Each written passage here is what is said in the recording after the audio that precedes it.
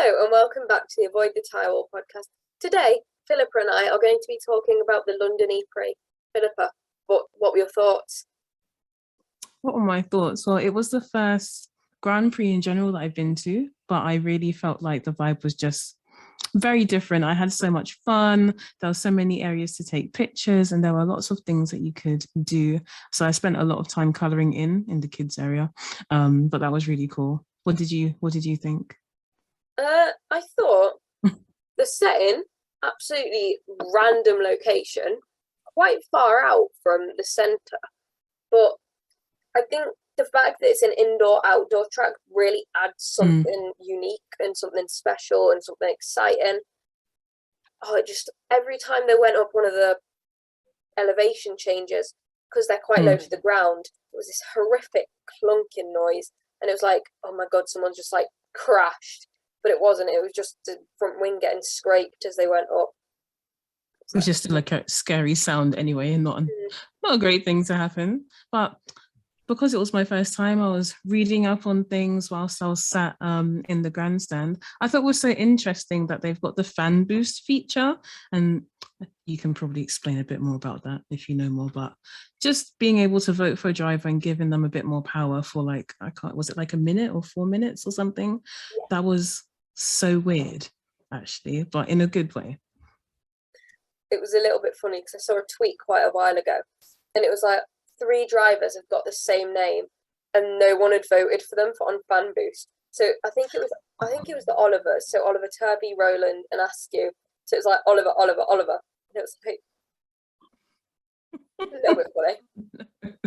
Hey, but when they do get voted for, it's a good thing. So Next time, do they do that every single race? Do you know? Is that like a standard thing? Yeah, they do. I think the attack mode is also quite a good idea because it adds something unique as well. And it can essentially decide a race. Like race 2, was it Degrassi or Mortara? Degrassi, when he got Dennis at the thing, and then Dennis was just like, not today. I do find it interesting that they can put attack mode on, but then you can defend, but there are also some rules about how many times you can defend attack mode. So some people were just like, no, I refuse to yield, and they still kept going, ignoring the attack mode. Then some people get a penalty if they defend too many times. I think that happened on Sunday. There are so many rules. It's too many rules, but all very interesting. I do need to read up on it more because like there's just certain tiny little rules, like with all motorsports, it's like, really? Like like the jewelry, jewelry rule in Formula 1. Oh, in F1, yeah. I'm not being funny. You're wearing a balaclava, so they're saying about how your earrings are gonna get caught on the car. Well, they're not, because the balaclava's there. Yeah, sometimes you wonder if people just make rules because they're unhappy with certain people or they want to exclude certain groups. That doesn't sound very inclusive. Naturally, a lot of women wear jewelry as well. So would that rule apply if more women were able to race in these leagues as well? Lots to think about there. What about a nose stud? What about things that are a lot more difficult to take out, like the surface piercings that are part of your body and stuff like that? I've got 7 piercings. I'd be fine taking the lobe ones out, but this one up here, they heal really quickly. And I've actually... Same with the eyebrow, yeah. Yeah. So I'm like, well, do I really want to, risk it going all funky? Like, obviously, maybe we would. I think for the F1 salary, I think we would risk a piercing getting funky and then replacing it later. Or use one of those, what are they called? Like, that fill up the hole, like, I don't know. They're like Is it like a plastic version? Yeah. But and then you're allowed to wear. I can't remember if you are or not allowed to wear wedding rings, and I'm like, wedding ring? Like, some people can't even take those off. Or when the situations where your body gets too warm and then you can't take off the ring, the panic. You're just about to try and take it off before you start the F1 race, and that's it. Disqualified. Done. No, it makes no sense to me. This footballer, he took his ring off because you're not allowed to wear them on a Premier League football match, and it like pinged off, and so they had to wait until after the match to look for this ring, and they were looking for hours and hours and hours, and eventually they found it. But it's like, it's a bit of a faff. It's too much hassle for something so small. Yeah, but I thought there'd be more in the Formula E Alliance E-Village. Like, obviously there was quite a bit of stuff. Idris Elba was there. I was so close to him. I will learn to create business cards and walk around with them, because I was just like, oh my God, you've got your Speed Academy, because he was there promoting his Speed Academy, right? And I was just like, this is the perfect time to be like, fund our careers, fund our motorsport careers. But yeah, that was really cool actually. Everyone was so excited. Yeah, because we were stood by the Speed Academy, the little kart track. No one seemed to be going fast. No one was going very fast though. I was like, put your foot down, come on, give it a bit of a They're only little Tegan. There's still a need for speed though. True. Very true. I was like, we saw him appear on the big screen and we were like, it's Idris Elba. What's he doing here? I bet he had free grid passes. I bet he did. What team would give him free grid passes though? What would be the best PR stunt? I think maybe Formula E, like as a company, would do it rather than just a team. But I feel like because Rocket had a couple of TikTokers there. Okay. Jesse Lingard, the footballer, was there with, I think it was Rocket.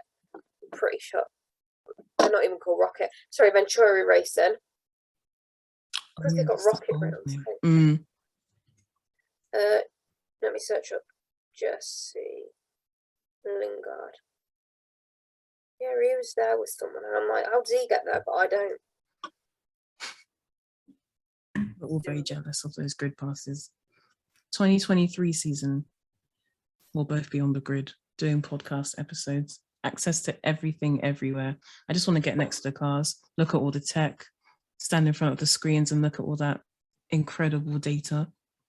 I want to interview Mitch Evans. He just seems like a cool bloke, to be honest. Mitch Evans just gives good vibes. But I thought the merch was, because I was having a look on the Formula E website and it was like 20 quid for a hat. There at the actual race, it was 30 quid. I'm like, I mean, did you see the jackets? Firstly, I was very disappointed that there was barely any team merch. I wanted to get the Mercedes gear. I was like, yes, I'm ready. Then I saw that, I can't remember which team, but it was like £150 for a jacket. And I was like, it's not even that nice. It's not, well, we will not disclose the team name for future sponsorship deals, but it was not a good jacket. It was too expensive. I think Porsche Motorsports as a whole, or Porsche as a company, they make very nice clothes. Don't tell me it was Porsche. No, it was. It wasn't. Porsche Motorsports or Porsche whatever it is have got very, very nice coats and stuff. Because at Alton Park, it's a luxury car brand though, so their whole brand is luxury. Yeah. Well, the Aston Martin F1 team stuff, it's crap quality apparently. The little stickers fall off as well. I'm like, oh really? Oh, that's surprising. They're supposed to be another luxury brand. It's like they're charging like nearly 100 quid for a t-shirt, and it probably cost about £5 to make. Like, really? Like, I understand making a profit, but much profit. Extortion. Yeah. Yeah, that's why cash is king. Absolutely. It's what gets you anywhere. Like, what else did you like in the E-Village? So there were the flags, there were the paper helmets that you could make. What else did you do? I planted a plan and I was going to take it home, and my mum was like, Tegan, we can't get it on the train. Don't, like, donate it. I was like, okay. No. Heartbroken. So we both just didn't go home with our plants. That's so sad. What did you plant? I planted dill. I planted rosemary. I was hyped. I was so hyped. But no, I hope someone's looking after her somewhere and that she didn't go in the bin. I on the massive colouring in wall, I decided I'd mark it avoid the tyre wall a bit. My mum put avoid the tyre wall as well. Shout out to my Nice. mum. Big shout out. I had to go on the Motorsport UK simulator. We don't talk about that. Oh yeah, how did it go? Oh, okay. But it wasn't as bad as my brother. My brother managed to flip the car. And I'm like, how? Did you go in the Fly Saudi a bit? No, I didn't. I think that's one of the only things I didn't go in. There was a long queue, but I ignored it. I went on, the cycling thing. Oh yeah. Where you had the cars on the track. Oh, I don't know what was up with that competition, but it wasn't working very well. My car kept flying off the track, and I really wanted to get a place on the scoreboard. No, didn't work. I had to go like the girls on track, like the changing the tire thing. Oh, that looks so cool. I only did the tap thing. Yeah, the speed test. Yeah, that was the tire thing. So me and my brother, we did it against each other. His gun jammed on the first one, and then my gun jammed on the second one. It was heartbreaking. In the videos, it went well for certain people. It looked like they had a good time. I guess it just didn't work out. No. Did you go to the actual girls on track event the day before? No, I didn't even know there was one. I didn't realize that they'd have a stall or anything. I think when I turned up, there was no one there. And then I didn't go back. I put my name down for it, and they didn't choose me, which I personally think is a little bit muggy. Oh no! Next time, I'll have to remind them of what happened. And be like, you missed out. Give them a shout out on the podcast. Get some inside tickets. I could have met Susie Wolf. Don't remind me, okay? Don't remind me. It's heartbreaking. I think the food was extortionate money as well. Obviously, it's expected, but it was, some bits of it were reasonable-ish, but then others it was you're trying to charge me 20 quid for a midget pizza, Yeah, that's typical in large events though, because they can guarantee that there'll be lots of people there, families there, so it's not going to be one order, it's going to be a group. So yeah, they can charge. Food was good though. The queues were very long, but some places were worth it. I had a hot dog. I had noodles. Extortionately priced. There were noodles? Oh man.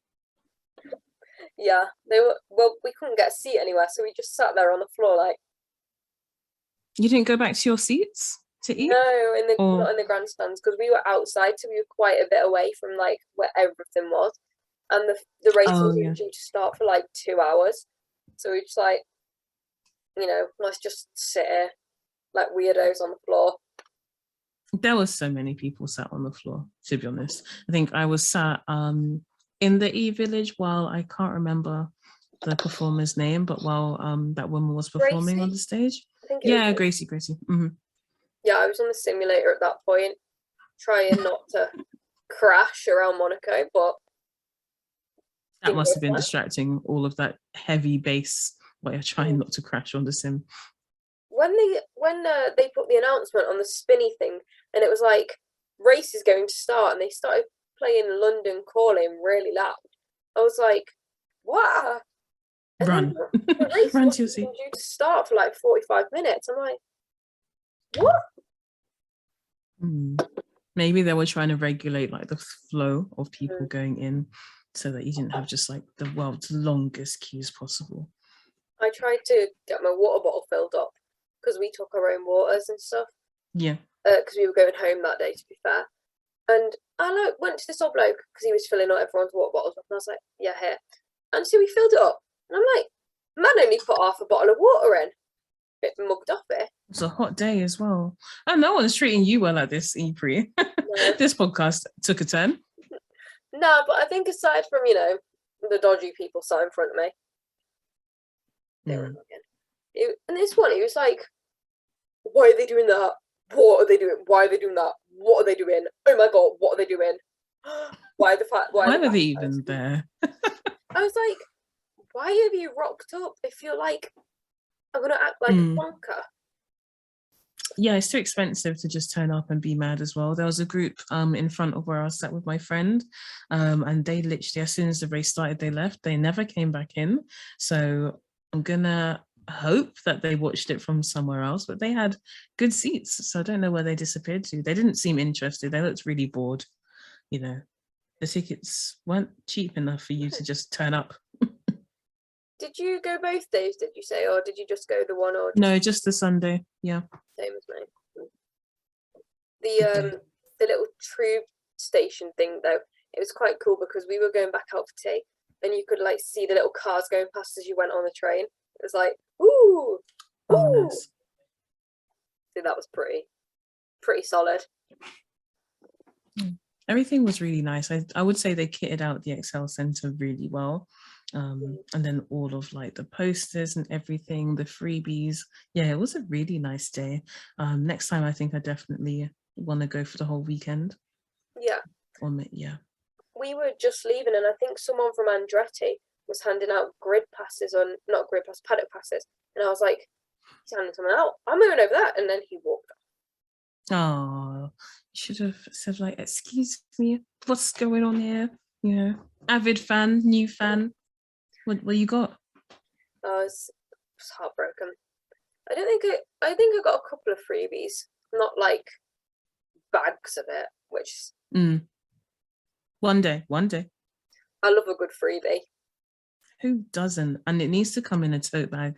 Yeah. Like a good quality tote bag. Otherwise, why do I have this bag? Did you see the Formula E tote bags that have got like the car and stuff on?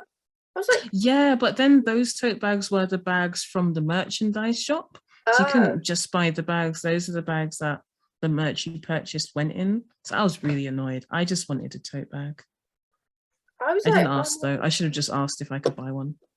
I thought they were so cute, and I was like, I want one. It was so cute. At first, I thought someone had like made a load of like, I don't know, like a cricket cutter, and it was just like promoting the brand and stuff. And then I realized they were official. I was like, give me one. We need to do better. We need to get more freebies for the next GP. I don't care if it's like little soaps or little shampoos. Or do you think they'll have soaps and shampoos at Formula E? Maybe they should. Like hotels. There's a gap in the market for that. Yeah, or something. Maybe some nutrition bars, because you know, healthy things going on. Or I had some free water.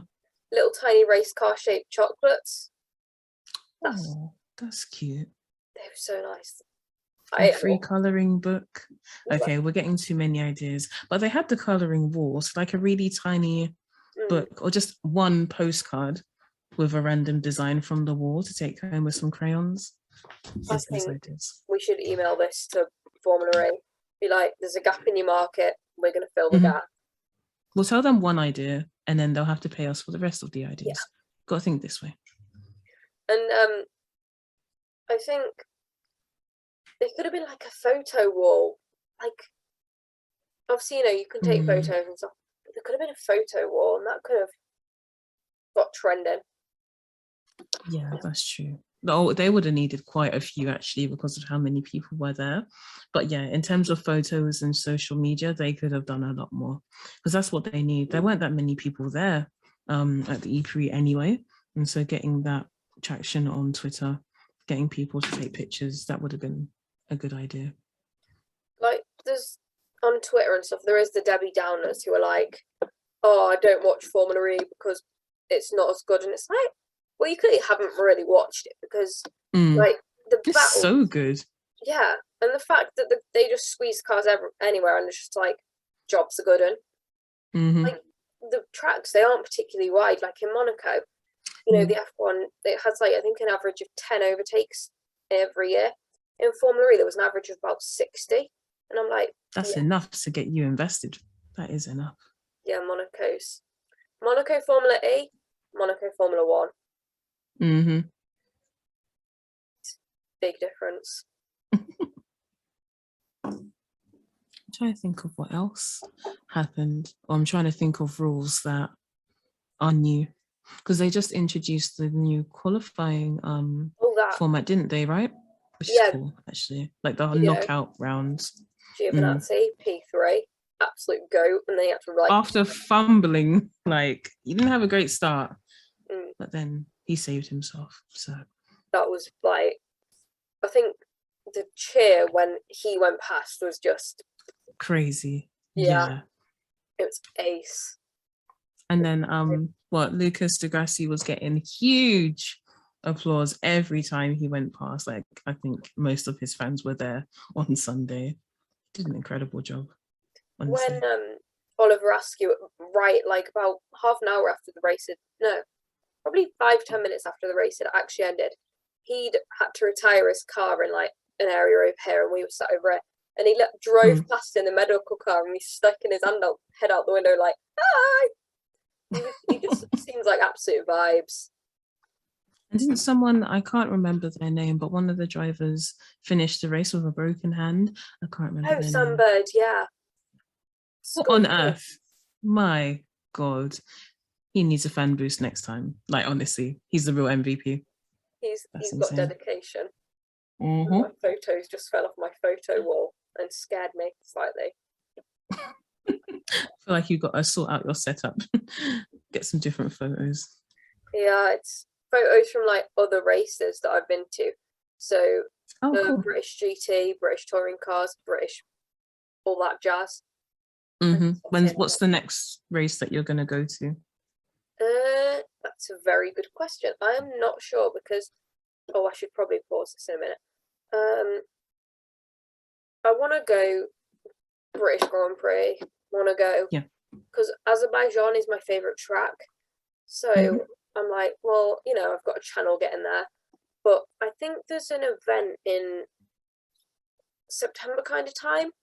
It's like a classic cars kind of show down the road from I saw that advertised on a billboard near me. I can't remember what it's called. I don't know where it is, honestly, because my friend's dad was just like, let's go. But obviously it costs quite a bit of money, so you can't really do it every single weekend as much as I would like to. Yeah. It costs money for fuel and time. Time is money, right? That's your whole weekend, and then you'll be exhausted for school or work on Monday. Which do you want to go to? What's upcoming? I think anything that's upcoming is too last minute to pay for in terms of flights. So we'll keep it bare minimum. Silverstone 2023. That's where we need to get to. I'm invested. I'm going to figure out a plan to make sure I get tickets, good seats. It's a large investment, but it's definitely going to be worth it. And I feel like, if you're going to do it, you're going to do it maybe like once or twice. So you've got to get the whole experience. You're not going to do it every year. No. Not as a spectator anyway. But I need to look at all the different cups. Like you say, there are so many British cups, GTs and so on. So I want to have a look at what new ones I can marshal at as well, because I want to get in the habit of marshalling at quite a few of those. But then you have to factor in travel. So time. I'm fortunate because my dad drives me everywhere. Personal taxi service. Nice. Live your best life. The British GT is always a vibe because you've got GB3, GB4, and then a load of other support things. Because I met a load of the W Series drivers. Amazing. Yeah, a proper fangirl moment. I think it was Alice Powell, Sarah Moore, and Abby Pulling. And I was like, whoa. Because they were supporting, and Abby Eaton. They were supporting Jessica Hawkins because she was doing TCR and she won, Queen. And I was just like, God. So that is amazing. It's proper fangirl moment. Definitely. I'm excited. Whatever the next race is, I'm very excited. I think I've still got the adrenaline from the Prix, so I need to channel that somewhere. Yeah. I would like to go to lots of Grand Prix, but I was looking at Monza because someone was like, I've got a free ticket. You can buy it off me if you want. And I was like looking at the other grandstands because obviously I'm under 18, so I can't go on my own. I could, but get someone to babysit me while I'm over there.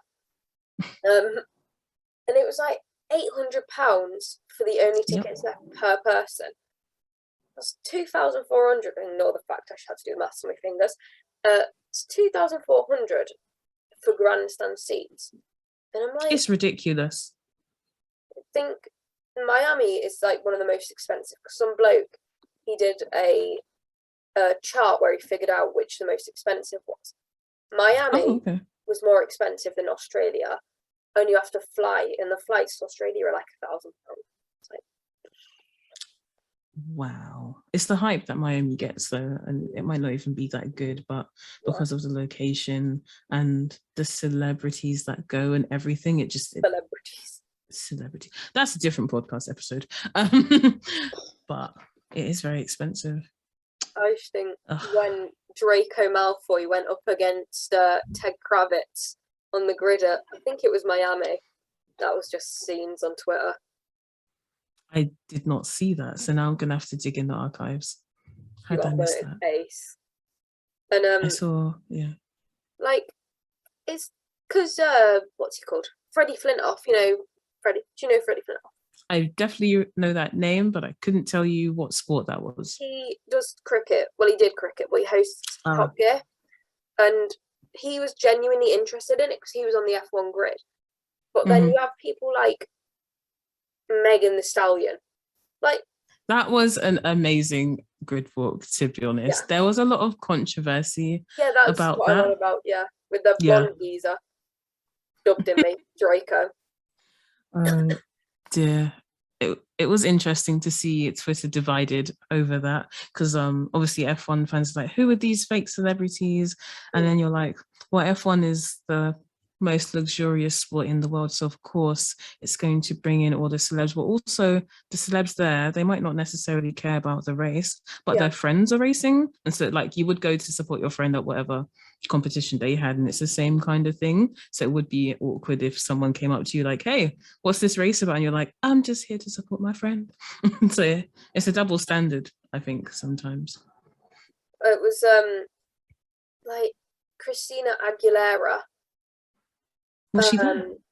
was there a couple of years ago in Canada, and then I think David Coulthard was on the commentary and was like, "Ooh, it's Christina Aguilera feigning an interest," because she was just like on her phone, and it's like,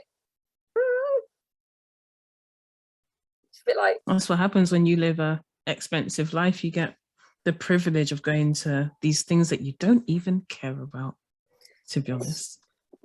It's not just F1, like. Yeah. What Aston Martin have done with the content creators and inviting them to Silverstone, I think that's quite good. That's amazing. They've got a platform.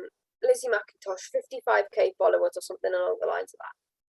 Wow. Like Tony Cohen Brown, who I was lucky enough to interview, proper fangirl moment. She's got like 80k followers, I think. And huge. That is a good publicity for sport. It makes Aston Martin look like a good brand, even though their cars in like P19 every week. Makes them look like we won't talk about that. Yeah, it makes them look but good. Their socials are up. They got the good vibes. It's not the edits cars that they make.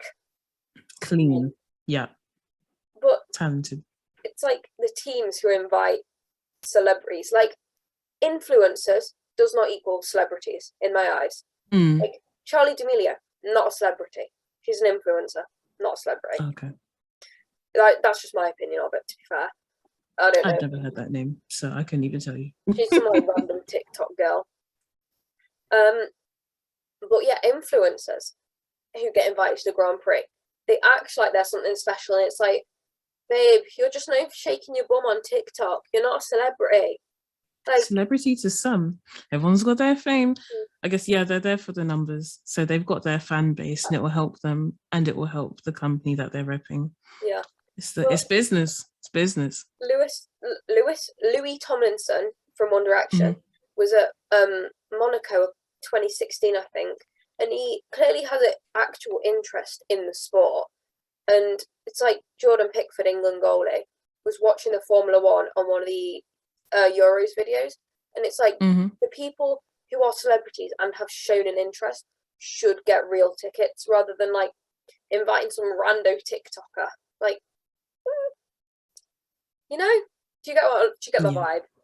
No, I get your vibe. I think we need to get that message out a bit more so they can be a bit more inclusive about who you're sharing your tickets with. Not just the rich, but some of the regular folk as well. Yeah. Like, obviously, Spread awareness. You've got partnerships with certain apps. Like, I think Megan Thee Stallion was there with Cash App or whatever it's called. So, the brands do want to, I don't know what they do, but, and also cryptocurrency in Formula One. Nah, don't like it. Crypto's everywhere. Oh dear. Gives bad vibes. Don't like That's a weird association. I don't think that will last, that relationship. I don't think so. I just don't think cryptocurrency looks very safe, to be honest. Like, it's high risk. It's high risk. I don't want like XYZ stealing all my money. Like, I've got more important things to spend it on: chocolate and F1 merch. That's right. The F1 merch that is too expensive. Yeah. Another shout out. Reduce your prices. Yeah. And like the whole fiasco with Haas and Rich Energy makes me giggle a little bit. Oh no. Did you see him tweeting about Piastri? I was like, shush. Just shush. He was like, oh yeah, Oscar's thrown away his chances of getting a Formula One seat. Loads of people have said he's thrown away his chances. I'm like, no, he said what is right. So yeah, he said what happened. Yeah. I'm a bit like, how do you mess up that badly? You announce a driver without a contract. That made me giggle. And there's a whole squad that helped him write that and ship it anyway. So there was a lot of reasoning and thought behind that post. But on the flip side, there was a whole group that also told the world that he would be driving for them. So I don't know what to say. Someone's lost their job. Someone has lost their job this week. It's just a bit like, how do you do that? Like, how do you mess up like that? Like, it's beyond me. Makes me giggle. I think all the tweets and Instagram posts are still up. Like, they've not been taken down. So I'm like, what's happening? F1, spill the tea. Have you seen the memes? And it's like Borussia Dortmund, the football club, and like AC Milan. I can't remember if it was AC Milan, but like all these football teams have started joining in and being like, we have got a statement, or I can't remember what it is. He's like, I saw Ryan Air did that the other day as well. It's like something about giving away your seat or something. And they've just joined in the banter. It's just too much. It's too much. It is a bit funny though, because Borussia Dortmund, they what's it called? They copy and pasted it pretty much word for word, but just swapped out the stuff like that said Alpine and blah blah blah. And they were like what Alex Albon did with his renewal announcement. that was good. Yeah, that was great. That was quality for him. Yeah, good social media team. Oh, that was absolute class. I've lived for it. Thank you for watching this week's episode of the Avoid the Tyrewall podcast. Let us know your thoughts on the London Prix, celebrities going to Grand Prix, love the quotation marks, and anything else that we've discussed this episode. Bye! Bye!